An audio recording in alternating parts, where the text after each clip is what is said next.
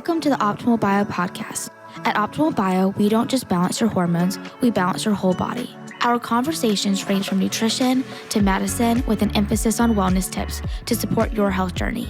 If you like what you hear, find us on the web at optimalbio.com and follow the podcast so you don't miss an episode.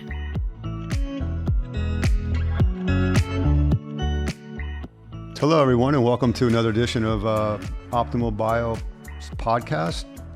Since April is Stress Awareness Month, we are honored to have the CEO of Optimal Bio, Tylar Brannon, with us today, who is in a very high stress position, trying to grow a business, trying to manage people as CEO of Optimal Bio. So we thought we would talk to her today about stress and stress management. So welcome, Tylar. Thank you. Thanks for having me. I'm glad I get to make my debut on the Optimal Bio podcast today. Well, you were a guest a long time ago, and it's good to have you back. Yeah. I feel like this is like podcast 2.0. Well, I'm sure you're going to do great too. So just from an overall perspective, as we look at Optimal Bio and we look at the patients and then your interaction with the providers and what have you, what are some of the typical stressors that day to day, the business and you personally have to deal with at Optimal Bio?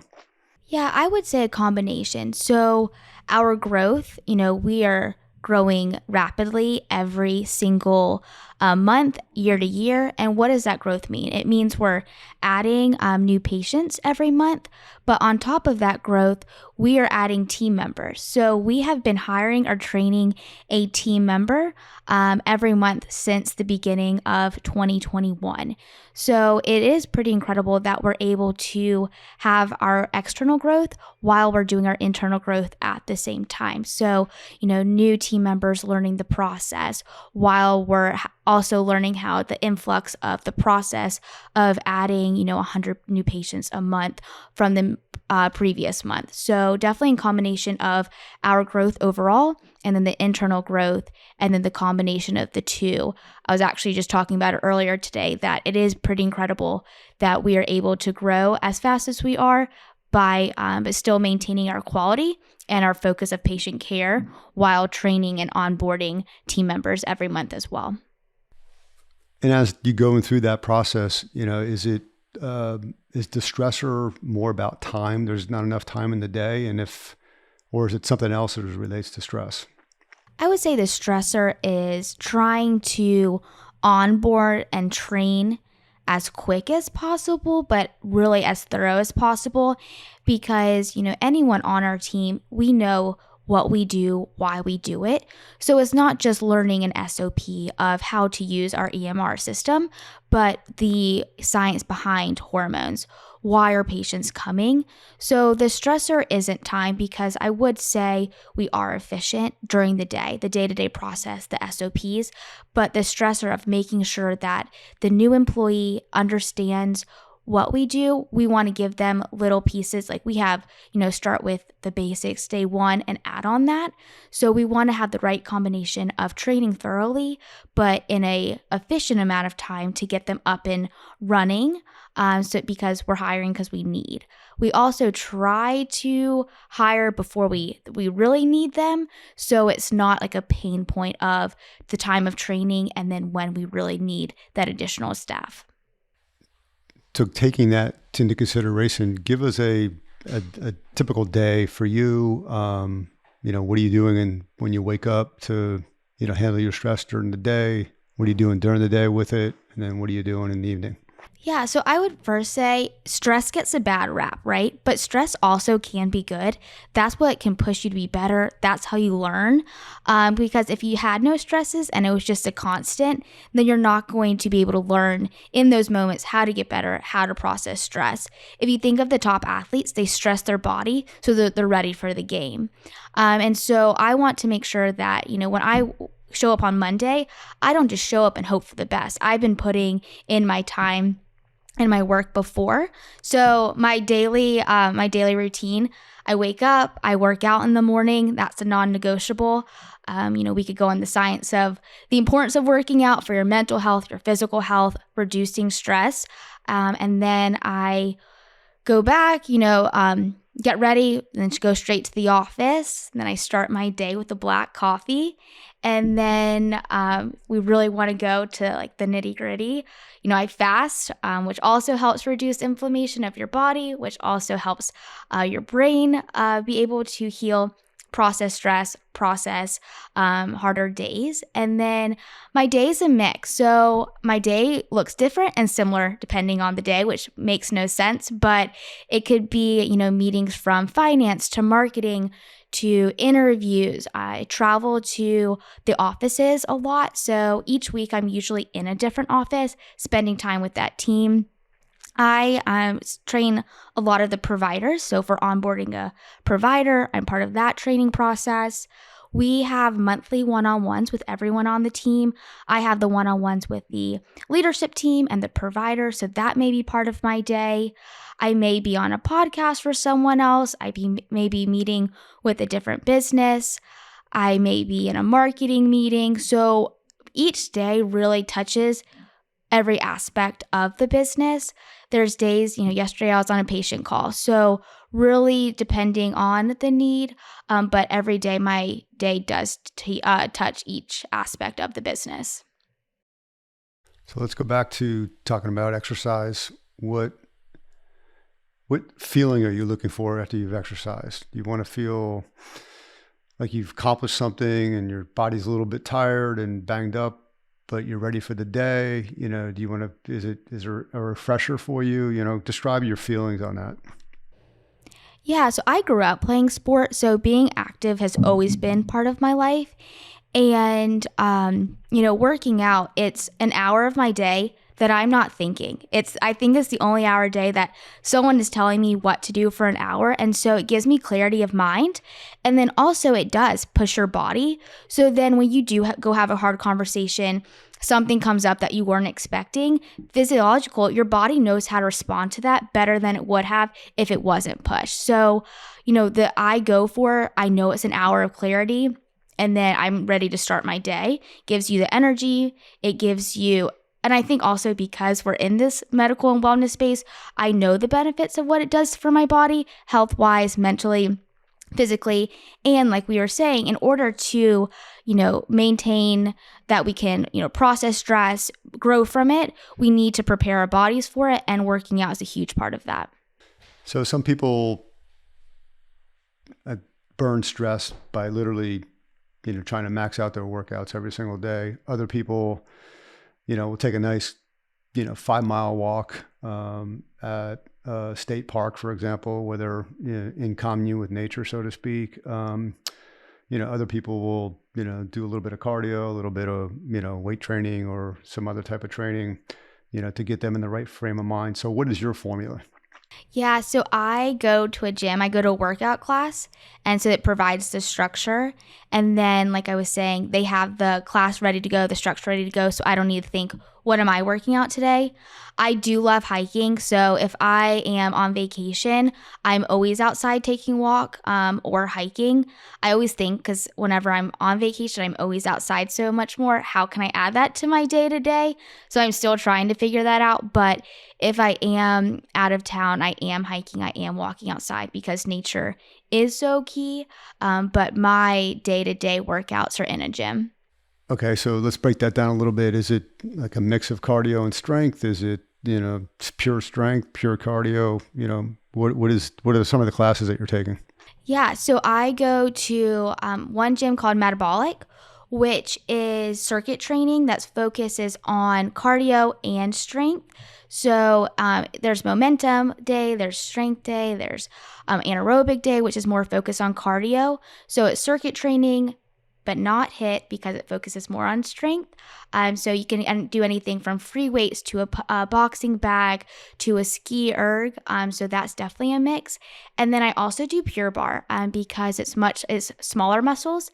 And then depending on, for my body, because every body's different, I like the difference between the two depending on my need that week, that day. So it kind of slows it down, smaller muscles. I try to do hot yoga as much as I can. And then I do love spin. So whenever I'm traveling, I try out new gyms. And so I do a lot of spin, especially there's a gym in Charleston I go to that I love, but predominantly it's a mix of strength, pure bar, and cardio during that strength workout.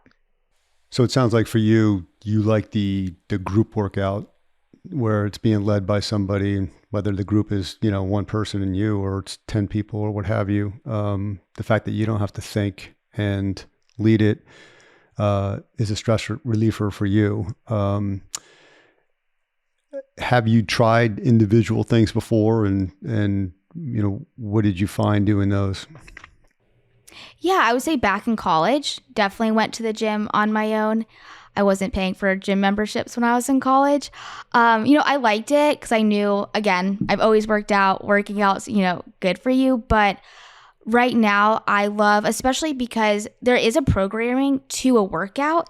And so I know that the gyms I go to is backed by science. People, their job is to do the programming based on how to get stronger, how to build lean muscle. And so I have to think, most of my day. And so it really is one less thing I need to think about. And I just go in, I work out. And so I can, and like my siblings joke, they're like, you work out at every gym, you know how to work out. Why can't you just go to the gym by yourself? I'm like, yeah, I can, but I know what's best for me. I know that I like to go and it's ready to go for me, instead of then if I have to go think, okay, what am I going to do today? What's my workout program?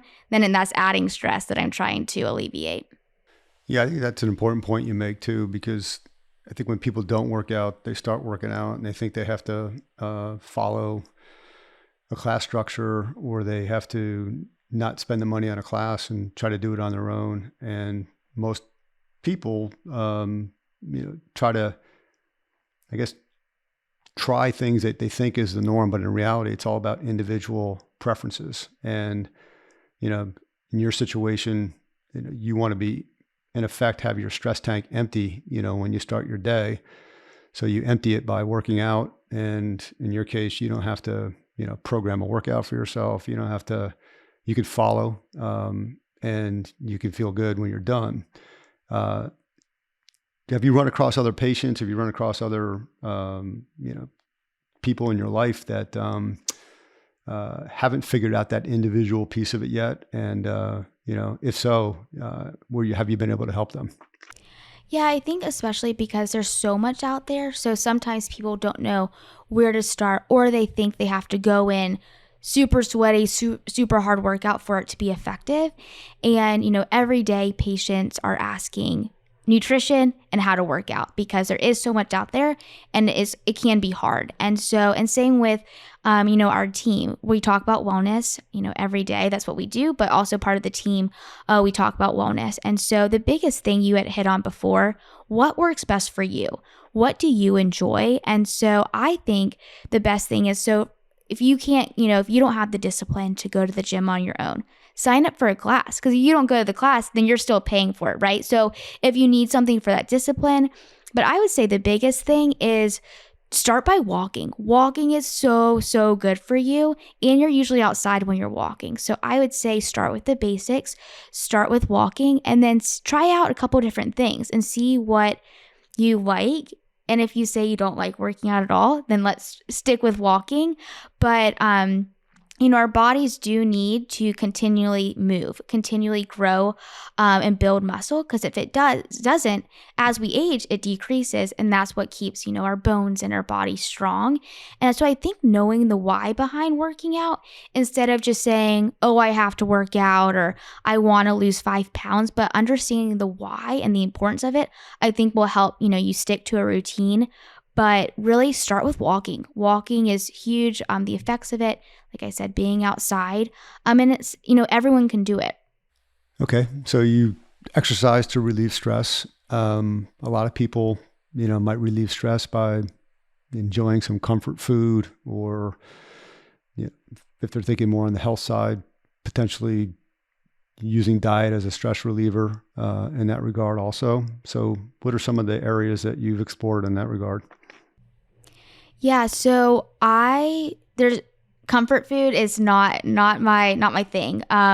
So again, I know this probably sounds redundant, but if I know what's in a box of Chips Ahoy, right, then I know it's going to do to my body, so I'm not going to just splurge. And a couple years ago, I got really sick, and I was been on a health journey since. And going through that process really goes back to what your body, when you feel sick, what it really affects everything in your life. And so I would say, like, if my comfort food now may be, a piece of huge chocolate, but I've never been connected to food that way. And so, I would say my comfort, my vice, would it be like a tequila soda with friends, at the end of a week? But food is not something that I rely on. But again, I also went through my experience, my journey with it. I understand what's in the food, and we see it every day, at Optimal Bio, the environmental factors that are causing so many issues. And so I think once you start knowing and understanding what's in their food sources and the control food has, food is a drug. No one wants to talk about that. It's very controlling. It creates your DNA. And so the more you know about something, I'm just thinking, I know what's doing it to my body, and I'm not going to do that to my body or rely on it in that way. I know you're not a medical professional, but based on your knowledge at Optimal Bio and being part of the wellness program, what are some of the natural foods that might be stress reliever for some people? Yeah, dark chocolate, huge benefits. And then I would say fruit, because it's something sweet, but it's from nature. And usually people eat fruit during summer or like when it's warmer, so more intentions to it. Soup is a great comfort food, and also it's very easy for our body to digest. So our body will feel better when it's eating it. Because people think of comfort food as, say, something super sugary or a lot of carbs, but they're not feeling good after it. So what is that, middle ground of what can, like, fats? Fats are definitely a comfort food because it's filling. It adds that feeling that you're looking for without, because if you have a sugar crash, then you're not going to feel good. So it's a cycle. So if like healthier comfort foods, if that's what you're asking, definitely foods that make you feel better, but also put you in, like, you think of watermelon, you think of summer, right? So thinking about that and easy to digest foods. Okay. So some people also reduce stress by going to see a movie or, some form of entertainment, sporting events, reading books, podcasts, what have you. Please share your experience in that regard as well. Yeah, so I love, love, love sports. Like, I always joke, if I could be athletic director one day I would do that. I love college football, so sports are my huge outlet. Whether it be watching the Masters last weekend, I'm always watching sports as it's been part of my life, and I enjoy that. I think everything from it, from the discipline to the watching it to the team, I think it's a great example of how a business should run. And so I love sports. I can talk about sports probably for the next 3 hours, so I won't do that. I've never been a big movie watcher. That's just not my thing.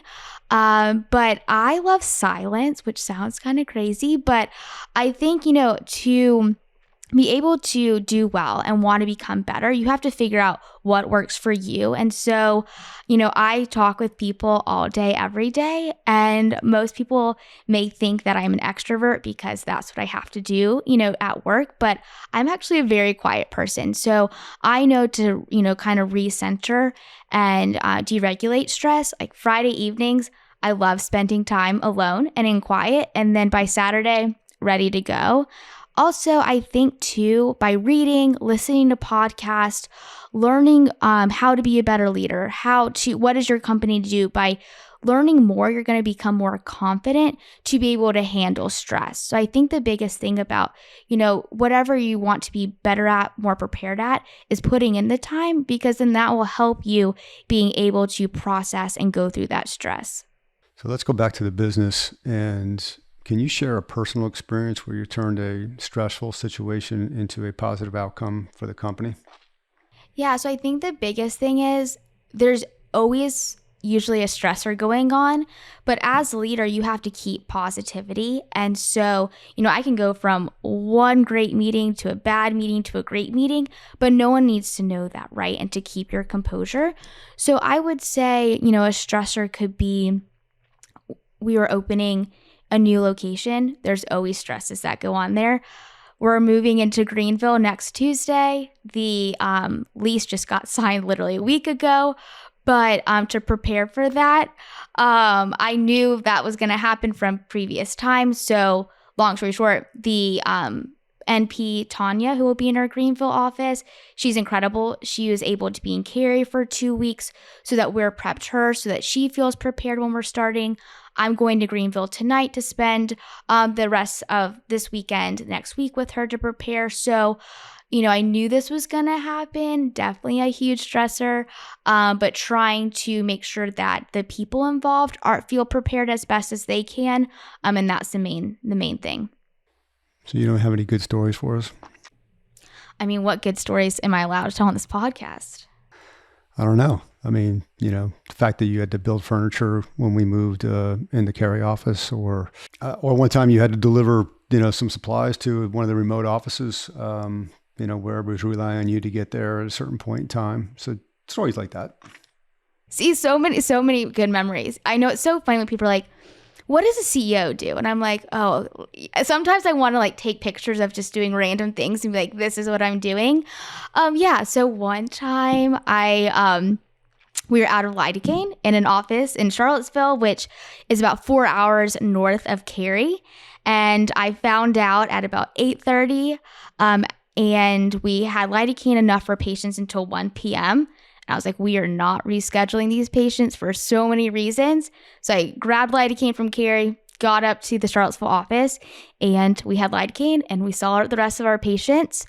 And yep, I'm actually going to be building furniture tomorrow. So not good at it, but I try.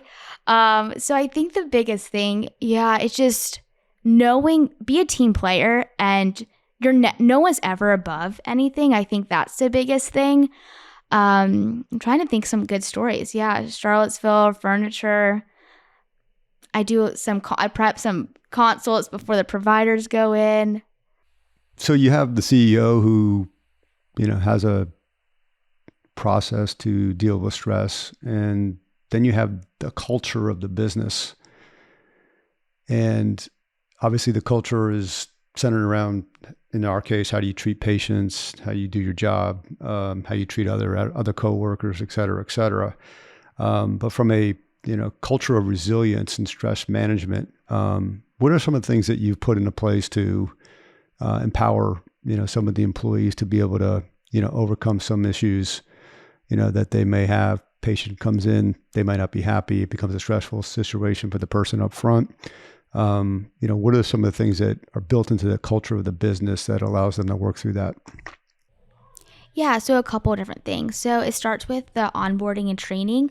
Hopefully that they feel prepared to, handle any type of situations, but also know that when to go and ask for someone else to help with the situation. And so training, preparedness, that's why we have our monthly one-on-ones, to have that time to discuss hard conversations, leadership. We have book club to grow, because we really want to, if we want to have be different as a company and be different as a medical company as a whole, that starts with internal. And whenever we are hiring anyone on the team, yes, the job is 9 to 5, but we are looking for people who are all in, who are wanting to grow personally with the company, because like people say, iron sharpens iron, and we want that motivation. We want that team to be better so that everyone is a leader in their role, right? And so, the biggest thing, so say if we have a difficult conversation with the patient,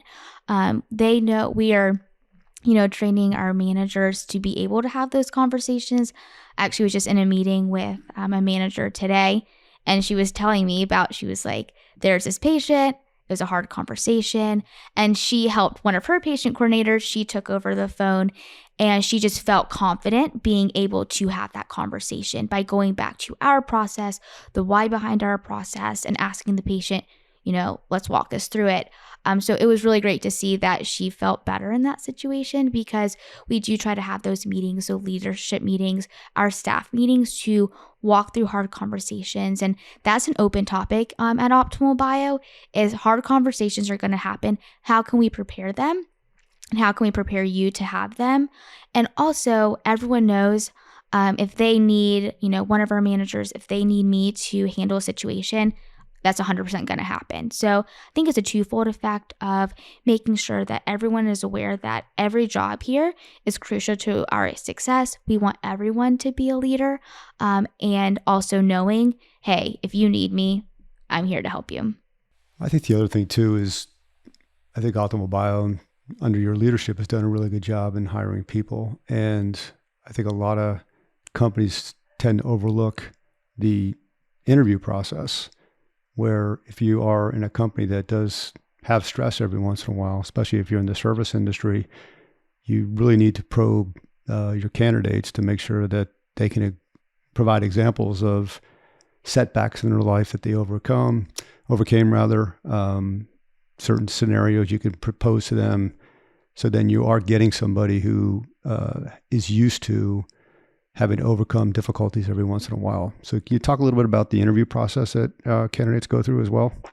Exactly. I think that's huge because, and we always talk about that, there's going to be hard days, stressful days, but to come back to the mission, to the purpose, and the good days. So, our admin team and then our providers is a similar but different interview process. So I'll start with the admin side. So we have 3 interviews, and we also do a in-person shadow interview, which I think is huge. So our interview team, they are great. They ask incredible questions.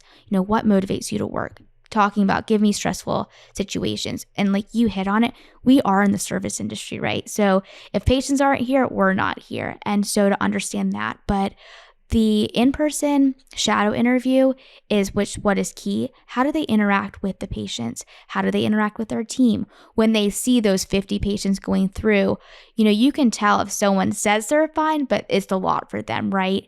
And so that's what we really want to see, is how they interact with the team and the day-to-day, because you could ask the right questions and go through this interview process, but really trying to show it especially for the interviewee, we want to make sure this is a good fit, for both of us. So I would say the in-person shadow is very important.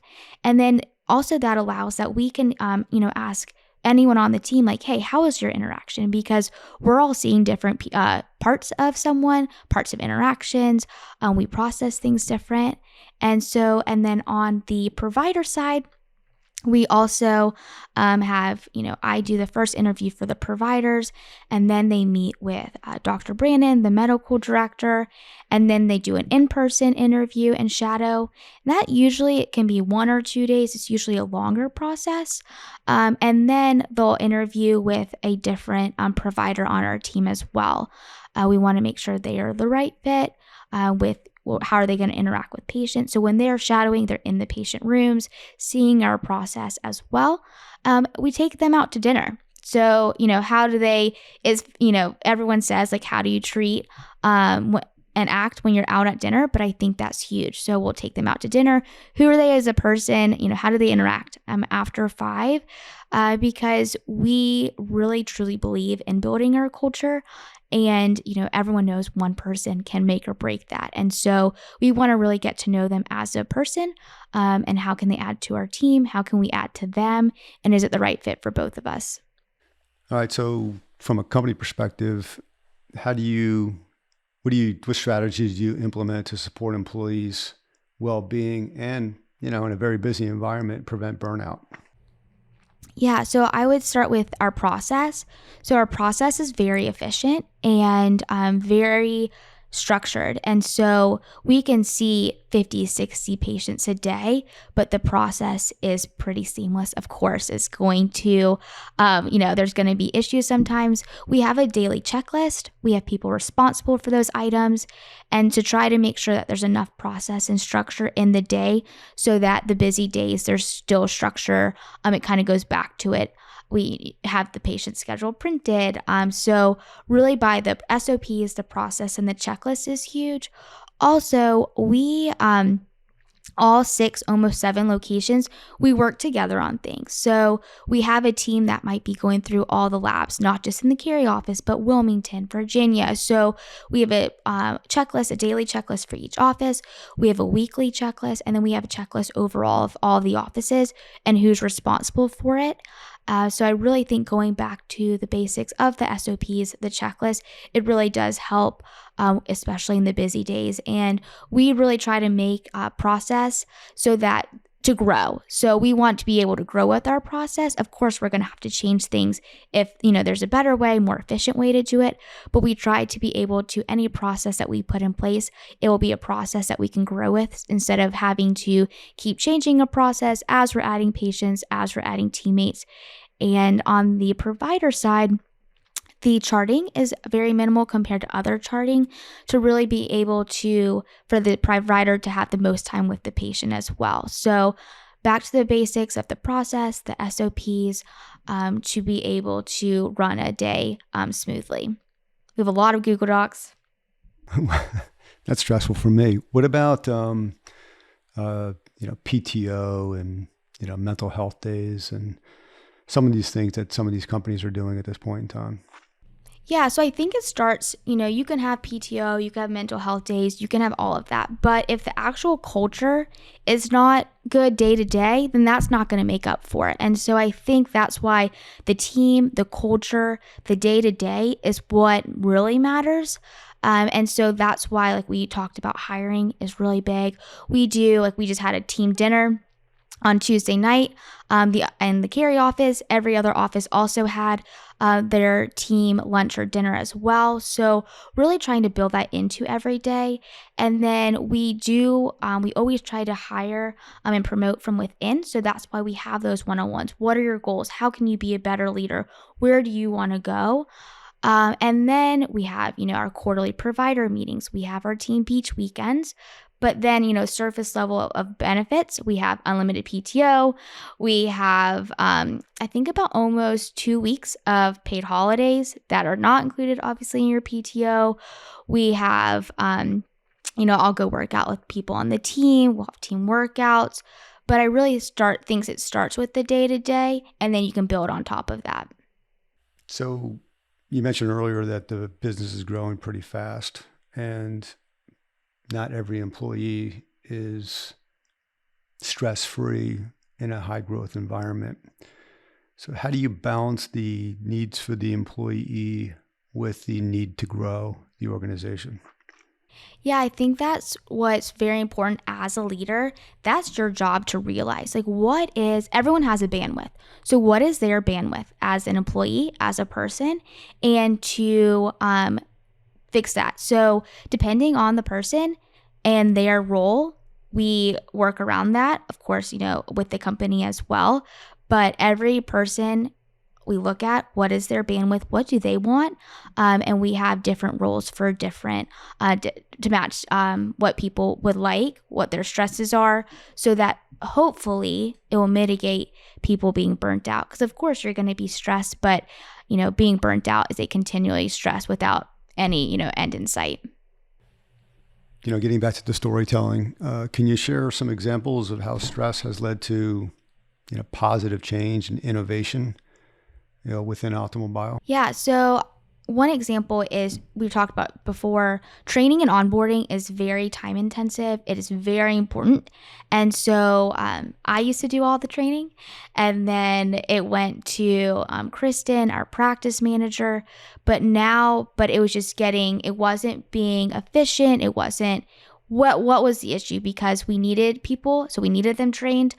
So now we have a training team across all of our offices. And so that has been a huge help for, the members on the team to be like, there's a team. If you're in Wilmington, Cary's going to help you. There's, a team there. But that was one of our big stresses last year was how to better our training program, how to make it more thorough, how to make it efficient. And so instead of just having one training person, now we have a training team.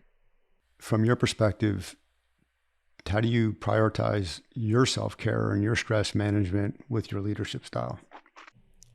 Yeah, so I would say everyone has a bandwidth, and to know, one, what is your role? So I fully understand that I should have the highest stress level here, and how am I supposed to manage that? And so, like we were talking about before, I think habits and discipline are huge. So I know I need my morning workout. I know I need some quiet throughout the week. And if I'm in the car a lot driving to the offices, so I usually have a podcast on to try to keep learning, because that's going to give you more confidence. Also, I love listening to conversations of other people going through, difficult situations, running businesses. I was listening to someone that was kidnapped by pirates, which is a wild story. And so just being able to pull yourself out of your situation, I think, is huge, because we're all going through something, and just how I think just the awareness and pulling that out. And also the gratitude. People talk about gratitude, but I don't think people talk about it enough and understand the significance of it. I know I have such a huge opportunity here, and and every morning I think, thank you for this opportunity, and just living into that. Yeah, don't get me wrong. Like, for example, today has been a day, right? But I also know that's my job, and I wouldn't want to do anything else. And so I think having the gratitude, preparing, trying to get better, and then knowing your habits that you need that are non-negotiables to help you be able to manage that stress. So I think a lot of times if employees are unhappy in their jobs, that leads to a lot of stress, and both personally as well as professionally. And as a CEO, I'm sure you had people in present day as well as in the past come to you, and in effect, you now become a psychiatrist, not necessarily with employees at Optimal Bio, but just with your network. If somebody is going through trouble at work, and they're just simply not happy with their job and things can't be changed, what advice do you give them to be able to work that out and or handle the stress and make changes? Yeah, I would say the first thing, have them talk through it. And sometimes it might seem like a big deal. So I always say, always sleep on it, because usually the next day when you wake up, it's not a big deal. I think it's helpful to write things out.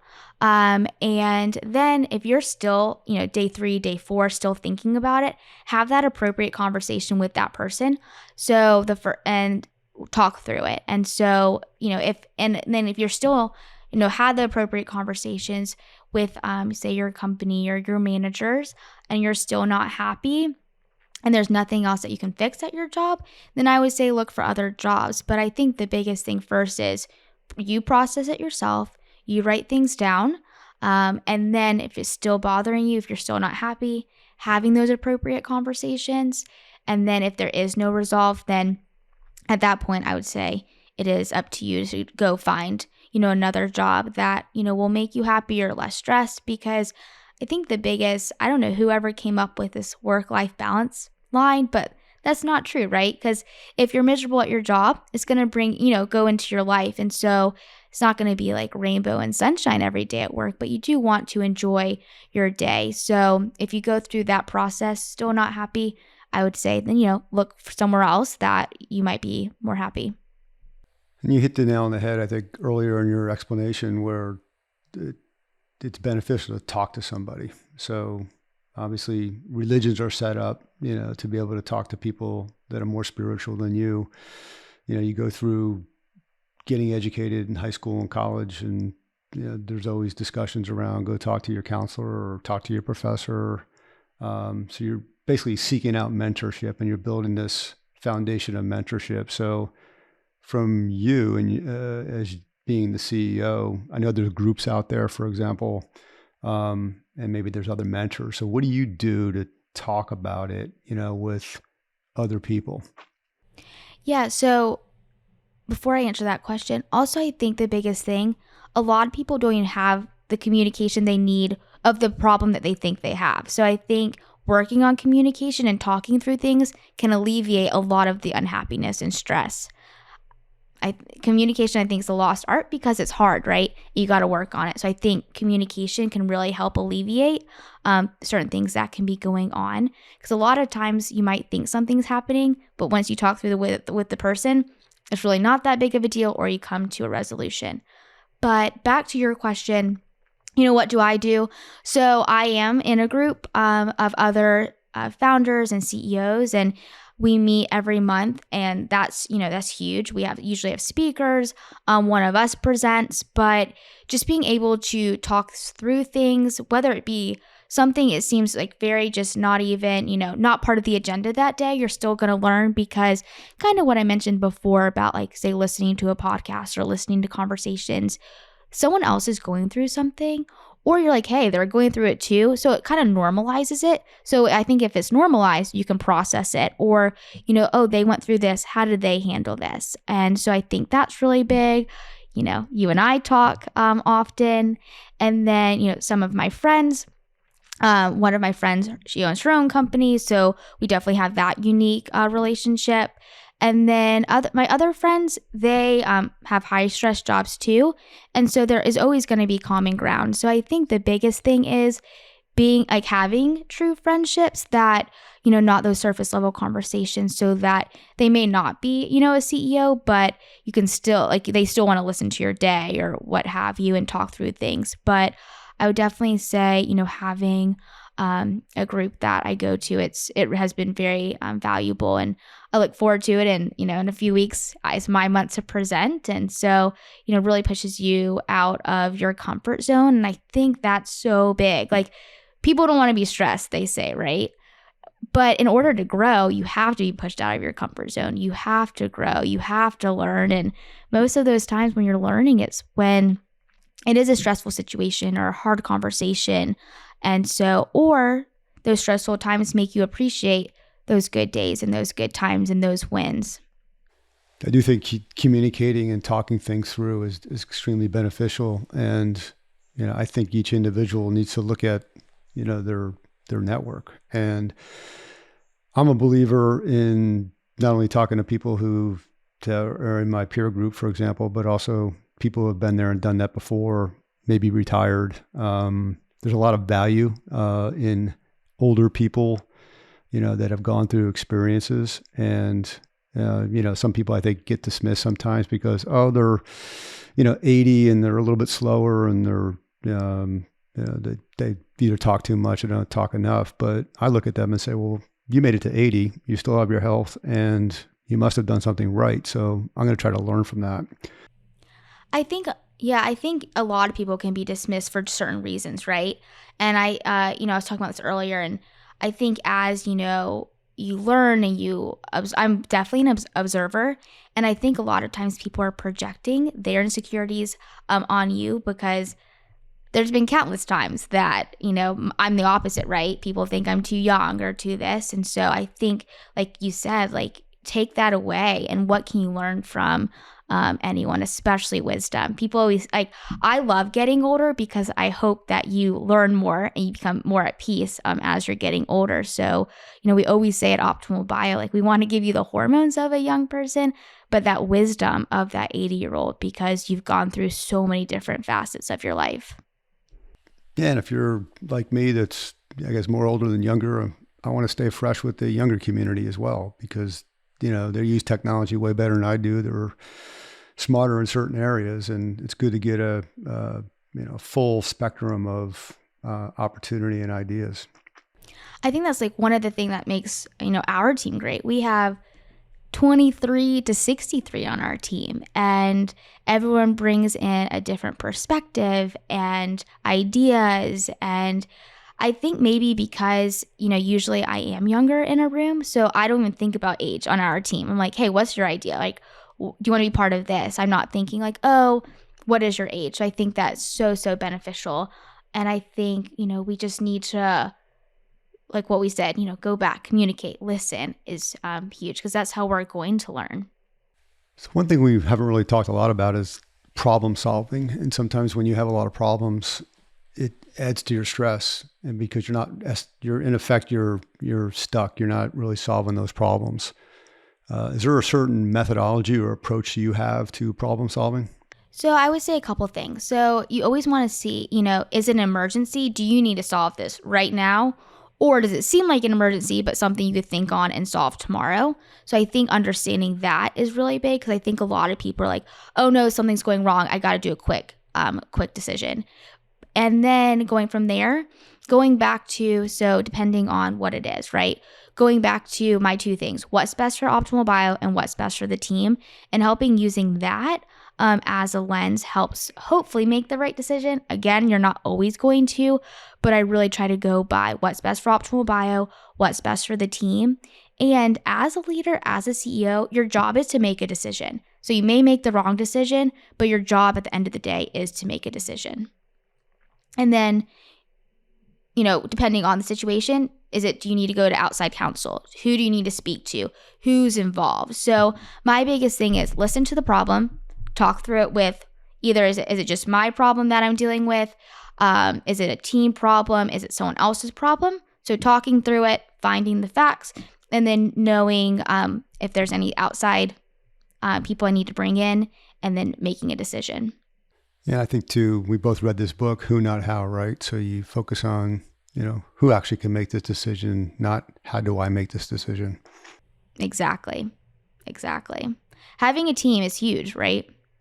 Or a network because then it makes stressful situations more manageable. One of my good friends, he's our attorney, and I always joke, I'm like, either I'm a crazy person or it's just so helpful that I trust him and what he does and who he is as a person, that he's going to help us through stressful situations.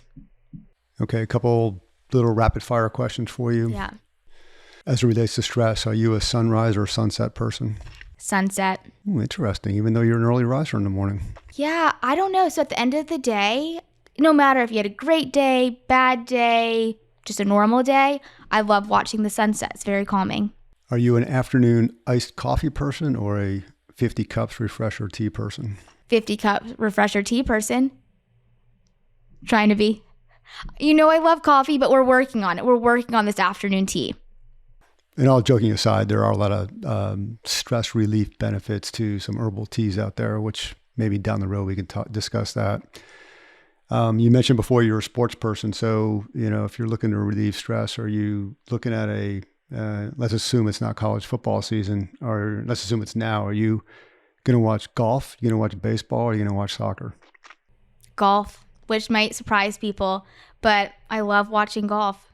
Book or podcast? Podcast, because I live in my car. Lunch or dinner? Lunch, I think. Well, okay, it depends. During a work day, usually a lunch, but like a good Friday night, Saturday night dinner with like friends and the atmosphere, then 100% that. But usually during the day, I have like a bigger lunch and like a lighter dinner, because depending on what time I get home. Curl up on the couch till 10 o'clock at night or go to bed at 9 o'clock at night? I'm trying to work on this. So I'm very much a night owl, which I know is not good. So I'm trying to, my morning routine, there's no question. I'm trying to work on a night routine to read at 9, to be in bed. So definitely on the couch at 10, but we're working on it. This is the goal. Lastly, as always, we leave with advice. So what advice, could be 5 things, could be one thing, would you give to other CEOs on how to turn stress into a positive force for growth and success in the organization as well as in your life? I would say 1, don't think of stress as a negative thing. It's a good thing. It helps you grow. It's actually good for your body too. 2, communicate. Have the conversations you need to. 3, have your non-negotiables that will put you in the best spot to be able to hopefully handle any situations. Like, I can't harp that on enough. Like, I really try to structure my life to be able to be better, to go through days, because you don't know when a hard day is going to come, right? So do that. I would say I'll end on gratitude. Like, this might sound so corny, but every day I think, like, what an opportunity that we have today. And it really does help. Well, as always, great stuff. Tyler, thank you for your time today. And keep doing what you're doing, because you've been a success. And we look forward to talking to you in the future. Thank you.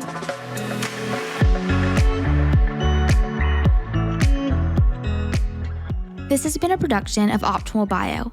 Optimal Bio is CEO Tylar Brannon, podcast host and partner Jim Baker, medical director Greg Brannon, production assistance by Core Media.